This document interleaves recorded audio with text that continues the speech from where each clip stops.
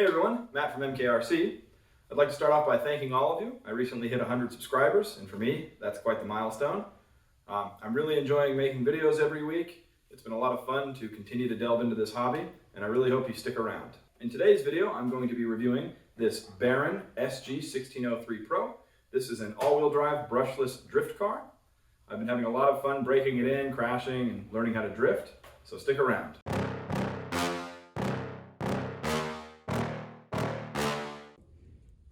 Today, I'm going to be unboxing the Banggood SG1603 Pro.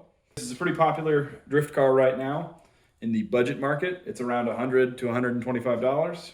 It's all-wheel drive or four-wheel drive, ready to run. It's got lights, comes with a battery, gyro stabilized, and down here on the bottom, you have the 4 different models, 1603, 1603 Pro. Basically, the difference between the regular and the Pro is brushless on both models.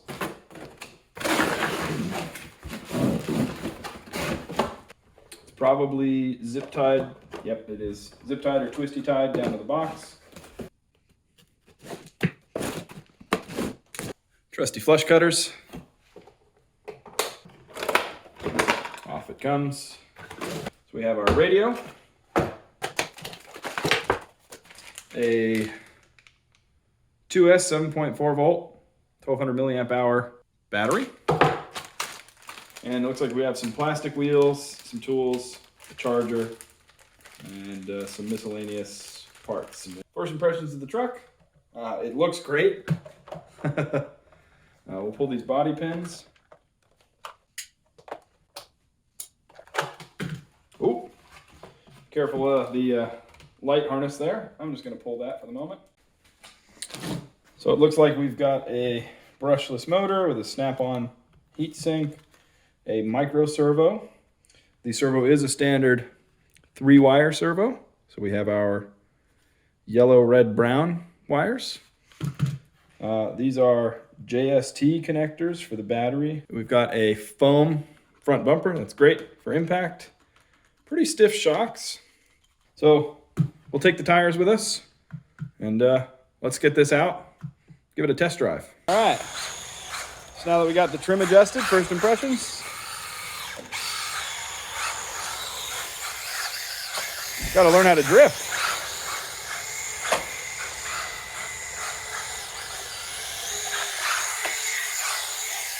I've got the tires on, not the drift wheels, the ones with actual grip.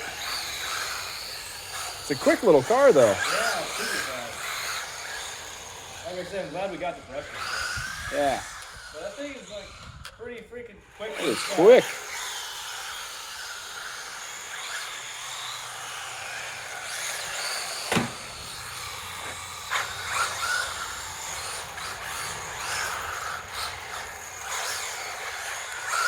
Well, this is a great bang for your buck drift car. Everyone on the internet is right.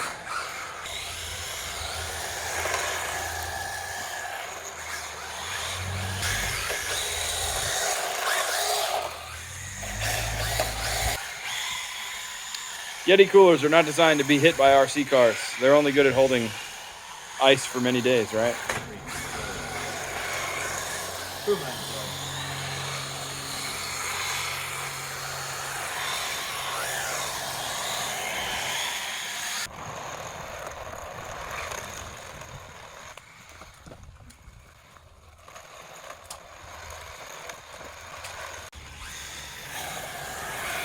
So we're here at basketball court.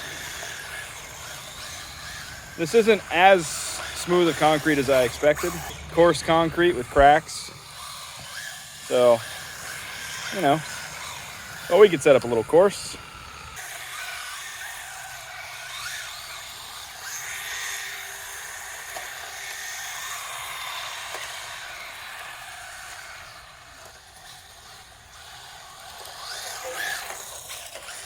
Oh, in the dirt.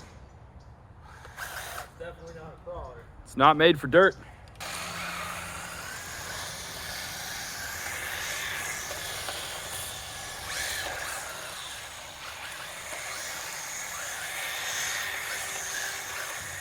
Get into drifting, this is great. You know, between 100 and 120 $25 reduce. Definitely go brushless, I think. So, Yep. I think when possible, always go brushless. yeah. When in doubt, more power.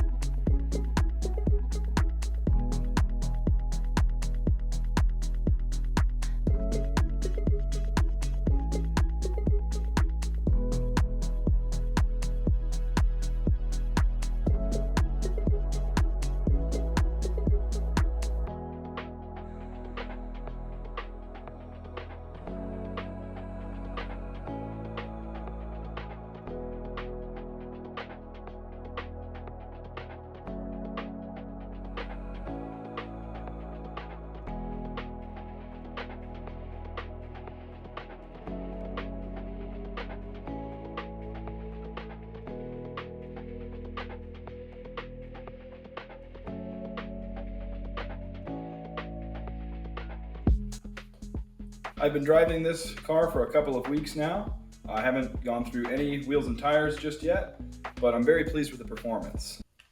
In one of the video clips, I said that this had torque steer, but I actually realized that I was missing one of the pins on the hex on the rear wheel. And so because of that, one of the wheels wasn't actually being properly powered, and it was causing the truck to steer when I gave it a lot of throttle.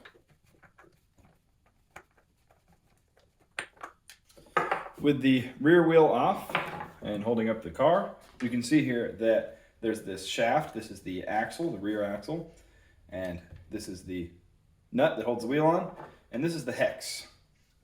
This hex is also a little bit decorative. It also looks like a brake rotor, but it is also functional. On the back of this hex, there is this slot. That slot is designed to rest on the pin that goes through the axle. What that does is it helps apply the power to the wheel. So at one point, I changed the wheels on this car to these rubber ones that are included to get a little bit more grip. And in doing so, this pin came out. At the time, I didn't notice this pin coming out. And so I put the wheel back on, tightened it down, and then I started having problems with torque steer. So the pin goes through the hole on the axle, and then you center it. You take your hex and you line up the pin and just press it on. Once that is pressed on, you can install your wheel, and your wheel has the same hexagonal shape as the hex on the car. Then I can take the lug nut and screw that back on.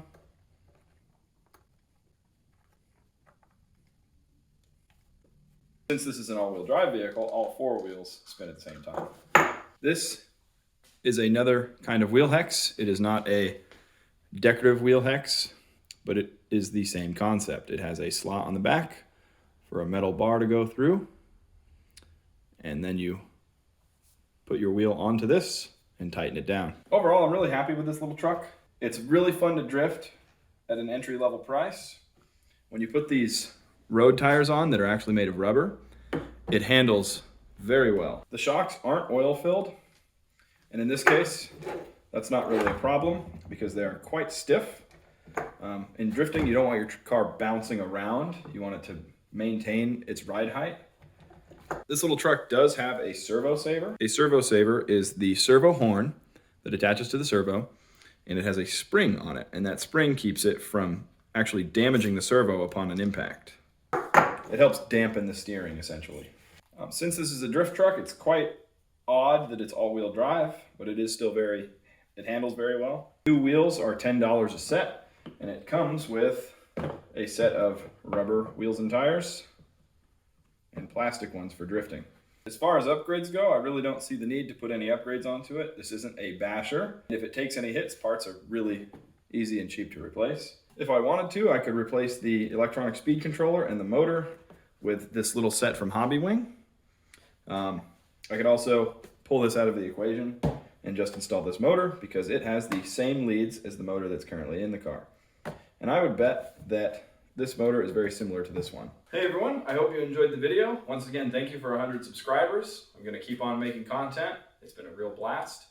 If you enjoyed the video, please like, comment, subscribe, and share, and thanks for watching.